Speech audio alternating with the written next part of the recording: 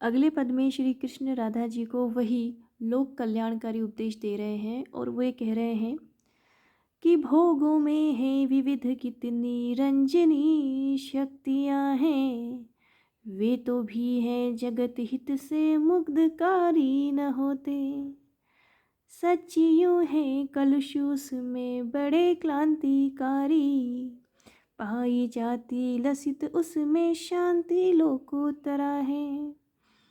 कि इस संसार के अंदर जितने भी भोग विलास की वस्तुएं हैं उनमें रंजनी शक्तियां हैं, यानी कि हृदय को आनंद करने वाली शक्तियां हैं। और वो सारे ही जो भोग विलास हैं, जितने भी वैभव के साधन हैं संसार में, जितनी भी सुख सुविधाएं हैं, उनमें मनुष्य इस प्रकार से बंधा हुआ है। और वो सारी ही आह्लादकारी शक्तियां हैं, यानी कि हृदय को आनंद करने वाली शक्तियां हैं। परंतु फिर भी मनुष्य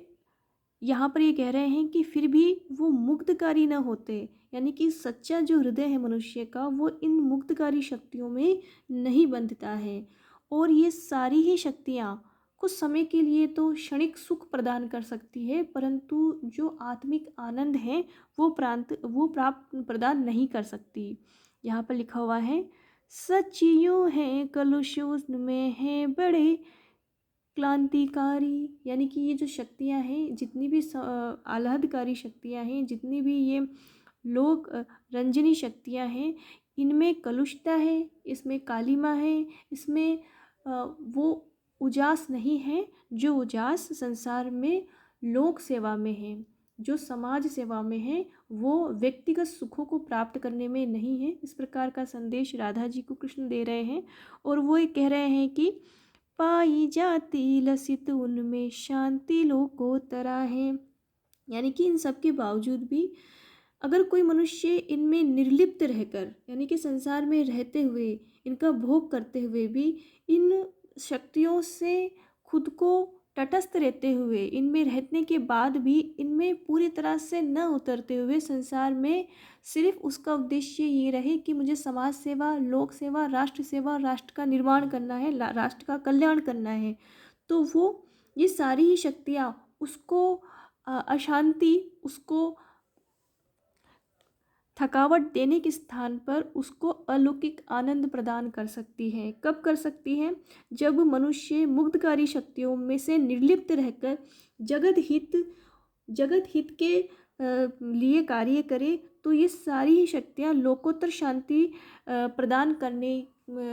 करने वाली हो सकती है, यदि वह संसार में रहते हुए भी संसार के लिए अपना जीवन और अपना पूरा जो उसका समर्पण है वो मानव कल्याण के लिए हो। तो संसार की जितने भी ये रंजनी शक्तियाँ हैं, इनसे प्राप्त होने वाली जो कलुषता है, इनसे प्राप्त होने वाली जो जितनी भी समस्याएं हैं, वो उसको परेशान नहीं करेगी, यदि उसका उद्देश्य मानव सेवा और मानव कल्याण हो। तो इस प्रकार का संदेश श्री कृष्ण राधा जी को भेज रहे हैं, जिसका उद्देश्य है मानव कल्याण और मानव सेवा। आगे श्री कृष्ण कह रहे हैं राधा जी को, जो कि राधा जी को श्री कृष्ण उद्धव जी के माध्यम से संदेश भेज रहे हैं, तो वो इसी प्रकार से आगे अपनी बात को जारी रखते हुए कह रहे हैं कि है आत्मा का न सुख जिसको विश्व के मध्य प्यारा, सारी प्राणी सरुचि इसकी माधुरी में बंधे हैं, जो होता है न वश इसके आत्म उत्सर्ग द्वारा, है कांते सफल अवनि मध्य आना उसी का। यहाँ पर श्री कृष्ण कह रहे हैं कि संसार में जितने भी मनुष्य हैं, ऐसा कोई सा प्राणी नहीं है, ऐसा कोई मनुष्य नहीं है जिसको अपनी आत्मा का सुख प्यारा न हो, यानी कि प्रत्येक व्यक्ति को अपने आत्म सुख सबसे सर्वोपरि वो आत्म सुख को रखता है। अर्थात इस पूरे विश्व में सारे प्राणी ऐसे हैं जिन्हें अपनी आत्मा के आनंद का सुख सबसे प्यारा लगता है, और वो उसी को भोग करने के लिए संसार में वो लगे रहते हैं। उनका जीवन संपूर्ण पूरा जीवन इसी सुख को प्राप्त करने के लिए निरंतर वो कार्य करते हैं। इसीलिए सारे प्राणी रुचि सहित इस वसुधा की जो मधुरता है, इसकी जो मिठास है, जो इसका जो मधु है, उससे बंधे हुए रहते हैं। किंतु हे राधा रानी, जो इस मधुर विश्व में रहते हुए भी इसकी मधुरिमा में आत्मा का उत्सर्ग करते हुए करते हुए नहीं बनता, यानी कि इसके वश में होता तो है, सत्य इसकी विपरीत है।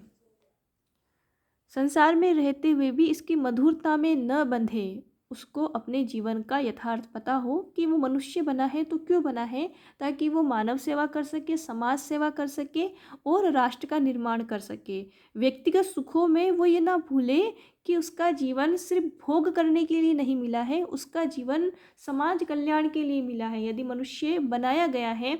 तो वो मनुष्य होना उसका कब सार्थक है, जब वो अपने जीवन और अपने जीवन में सर्वोपरि उद्देश्य उसका ये हो कि मुझे देश का निर्माण करना है, मानव कल्याण करना है। तो उसका ये कह लिखा हुआ यहाँ पर है, एकांत है सफल अवनि मध्य आना, उसी का यानी उसका मनुष्य बनना, इस धरती पर आना तभी उसका सफल है जब उसमें आत्म उत्सर्ग की भावना हो, उसमें संसार की मधुरता से बंधने के स्थान पर, संसार में व्यक्तिगत सुखों को भोगने के स्थान पर उसका उद्देश्य हो कि मुझे मानव कल्याण करना है, मानव सेवा करनी है, तभी वो व्यक्ति संसार में उसका मनुष्य होना सार्थक हो सकता है। आगे श्री कृष्ण अपनी बात को जारी रखते हुए कहते हैं कि जो है भावी परम प्रबला देव इच्छा प्रधाना, तो होवेगा उचित न दुखी वांछितो हेतु होना।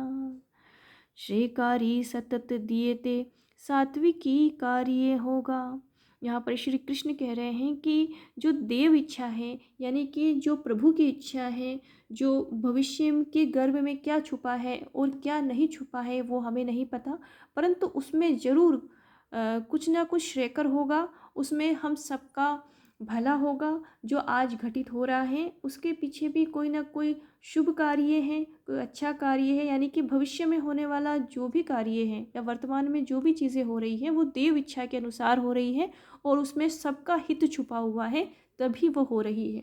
तो यहाँ पर ये कह रहे हैं कि देवताओं की इच्छा परम प्रबल है, या यूँ कह सकते हैं कि देवताओं की इच्छा से ही भविष्य में सब कुछ घटित होने वाला होता है और होता भी है। तो हमें ऐसी स्थिति में ये नहीं सोचना चाहिए कि हमें ये सारी चीज़ों की पूर्ति नहीं हो पाई है या फिर कहीं कुछ कमी रह गई है, कुछ अधूरा रह गया है। तो उस अधूरेपन में भी बहुत बड़ा हित छुपा हुआ होता है प्रत्येक मनुष्य का और इस समाज का, इस देश का। तो देव इच्छा से जो भी कार्य होता है वो हितकर होता है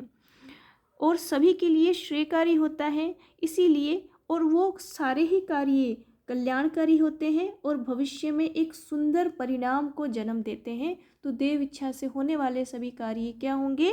सात्विक कार्य, सभी कार्य मंगलकारी होंगे और सभी के हित के लिए होंगे। तो इस प्रकार से श्री कृष्ण उद्धव के माध्यम से अपना हृदय का संदेश, यानी कि